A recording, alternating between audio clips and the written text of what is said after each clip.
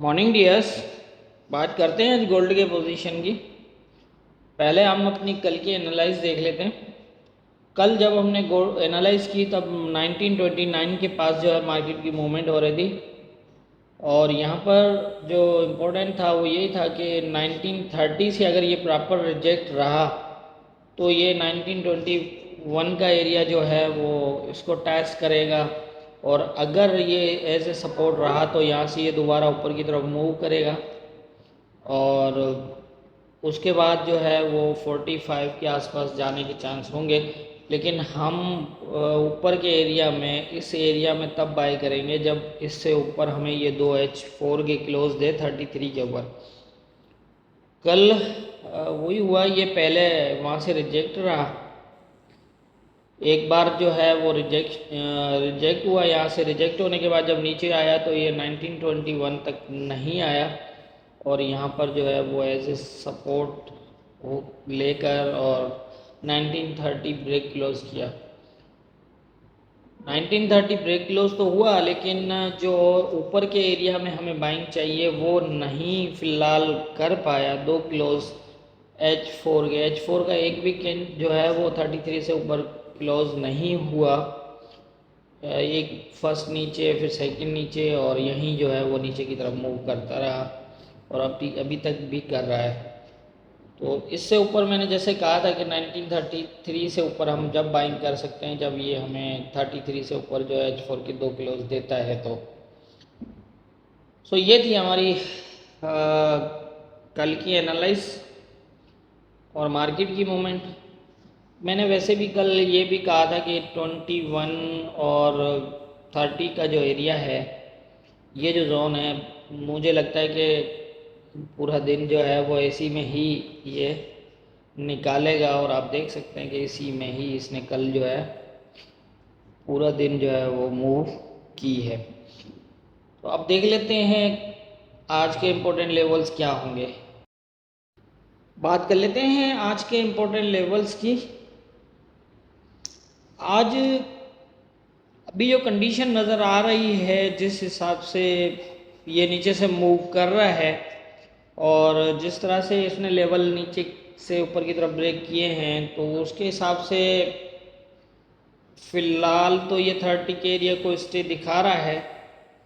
लेकिन मेरा ये मानना है कि ऊपर का एरिया जो है वो इसके लिए काफ़ी वीकनेस, मतलब इतना स्ट्रॉन्ग नहीं है कि ये ऊपर ज़्यादा जा सके।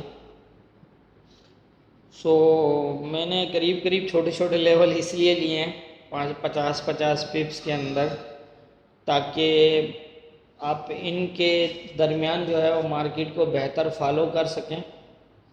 क्योंकि अगर ये यहाँ से रिजेक्ट होता है तो 1921 और 1912 तक भी नीचे की तरफ मूव कर सकता है। और देखा जाए तो एक सपोर्ट के ऊपर इसने कल का डे क्लोज दिया है, तो आज कुछ जहाँ पर ये फाइट कर सकता है। न्यूज़ नहीं है कोई ऐसी ख़ास जिसके बेस पे कोई वन साइडेड जो है वो बड़ी मूव लगे। लेकिन मेरा ये मानना है कि बाय के चांस तो नज़र आ रहे हैं, मतलब यहाँ से ये ऊपर की तरफ मूव तो होगा, लेकिन इतना ख़ास मूव नहीं होगा, इतनी कोई स्ट्रॉन्ग बाइंग नहीं होने वाली ऊपर। तो इसलिए मैंने छोटे छोटे लेवल्स लगाए कि आप इनके हिसाब से ही इसको फॉलो कर रहे हैं, ताकि कहीं फंस ना जाएं। क्योंकि मुझे ये भी लग रहा है कि ये ऊपर से इन एरियाज़ में से कहीं से रिजेक्ट भी होगा। अब 40 to 45 का एरिया जो है वो ऊपर इम्पोर्टेंट है, और 35 मिडल एरिया है, नीचे 30 है, मतलब 50-50 पिप्स ही हैं।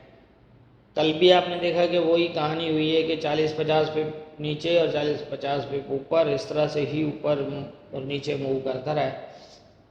और क्योंकि अब कल FOMC है तो यकीनन आप खुद बेहतर समझते हैं कि जब FOMC की न्यूज़ आ जाती है, मतलब करीब होती है, 1-2 दिन पहले से जो है वो मार्केट के अंदर कोई ख़ास मूवमेंट जो है वो नहीं होती, और तकरीबन जो है वो सबका जहन होता है कि एफएमसी के अंदर क्या होने वाला है, या फिर किस तरह वो जो है वो प्लान करते हैं ना ट्रेड को। तो फिर ज़्यादातर जो है वो वॉलेटिलिटी जो है वो एफएमसी में आती है। तो इसी के हवाले से मेरे हिसाब से मैंने उसी कंडीशन के हिसाब से जो है वो ये लेवल लगाए हैं। अब यहाँ पर जो पोजीशन है कुछ इस तरह है कि ये कोई भी बड़ा जंप नहीं मारे, ऐसा ही लग रहा है। ये 50-50 पिप्स के अंदर जो है वो मूव करके ऊपर की तरफ जो है वो या फिर नीचे की तरफ जाने के चांस होंगे। हाँ, ये ज़रूर है कि अगर 30 के नीचे ये HF4 क्लोज कर देता है तकरीबन, तो अगर ये यहाँ मतलब 27, 28, 29 यहाँ अगर H4 क्लोज कर देता है तो फिर शायद ये दोबारा यहाँ तक जाने के बाद जो है वो ये पोजीशन बने। एक तो ये पोजीशन है, ये 30 के यहाँ की है, और यहाँ ऊपर आप अगर ये इस एरिया को स्टे करता है तो फिर यहाँ तक देखिएगा, यहाँ से रिजेक्शन भी हो सकती है, और अगर ये रिजेक्ट हुआ तो यहाँ से फिर नीचे, और अगर ये ऊपर होता है इस तरह H1 H4 का क्लोज लगता है तो फिर शायद इस तरह करके इस तरह मतलब 50-50 पिप्स के हवाले से ही मूवमेंट हो सकती है। और फिर 40, मेरा ख्याल है कि आज आप 40 से ऊपर अगर निकलता भी है तो बाइंग ना करें। ऊपर का एरिया बाइंग के लिए मेरे ख्याल में आज तो नहीं है मुनासिब। और बाकी देख सकते हैं आप, क्योंकि जो मेरा एक्सपीरियंस है उसके मुताबिक जो है मुझे यही लग रहा है कि 40 या 40+ एरिया जो है वो बहुत डेंजरस है आज बाइंग के लिए। तो इसीलिए ऊपर के एरिया में बाइंग ना करें तो बेहतर है।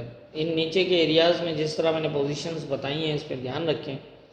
इनके अंदर ही कोई ट्रेड मिलती है तो उसको जो है अवेल करें, वो ज़्यादा बेहतर रहेगा। ऊपर की तरफ अगर रिजेक्शन शो करता है 40 के आसपास एक रिजेक्शन शो करता है तो फिर आप जो है वहाँ से सेल कर सकते हैं, लेकिन बाइंग ना करिएगा आज। अब ऊपर के एरिया में 40 जो है वो जाने के चांस तो हैं, क्योंकि इसने 30 के ऊपर जो है वो ब्रेक किया है। 33 को जो हमारा लेवल था उसको ब्रेक किया है, हालांकि क्लोज नहीं है उसके ऊपर। तो इसलिए ये भी हो सकता है कि 30 को दोबारा नीचे की तरफ ब्रेक करे और 1921 को टेस्ट करने के बाद यहाँ से एक जो है वो अच्छे वॉल्यूम के साथ मार्केट जो है वो बुलिश हो सकती है। तो ये भी हो सकता है आज का दिन करेक्शन में भी निकाल दे, ऐसा भी हो सकता है नीचे की तरफ। तो 35 का एरिया ऊपर इम्पोर्टेंट है, और अगर इसके ऊपर H4 क्लोज करता है तो आप ऊपर 40 के आसपास तक देख सकते हैं, और 40 के आसपास बाइंग से निकल जाएं, बाइंग मत करिएगा फिर मज़ीद। आज तो कम से कम नहीं करिएगा। अगर ये 40 ब्रेक करता है, H4 क्लोज करता है, तो भी आप वेट करिएगा इसका। 45 तक जाने के चांस होंगे, लेकिन अब मेरा मशवरा ये है कि आप वहाँ से रिजेक्शन पर देखेंगे तो ज़्यादा फ़ायदे में रहेंगे 45-40 वाले एरिए से। बाकी जैसा आप बेहतर समझते हैं, मैंने अपनी समझ के मुताबिक बता दिया। जो मेरी समझ है मुझे वो उसी हिसाब से यही लग रहा है। बाकी होना क्या है ये तो ऊपर वाला बेहतर जानता है। दुआ में याद रखिएगा।